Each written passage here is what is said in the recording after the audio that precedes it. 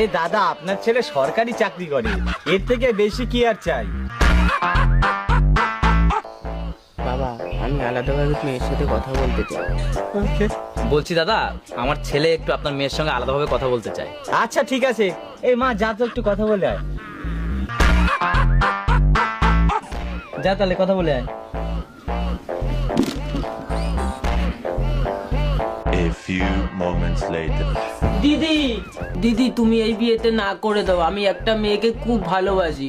আমি যদি ওই মেয়েকে না পাই, আমার হাতে শিরা কেটে দেবো। আরে ঠিক আছে ঠিক আছে, তুমি পা ছাড়ো, আমি বাইরে গিয়ে সবাইকে না বলে দিচ্ছি। বাবা, মেয়ে বলছে আমার পছন্দ না। না বাবা, আমি ওই ছেলেকেই বিয়ে করবো। ওই ছেলেকে যদি বিয়ে না করতে পারি, তাহলে আমি আমার হাতে শিরা কেটে ফেলবো।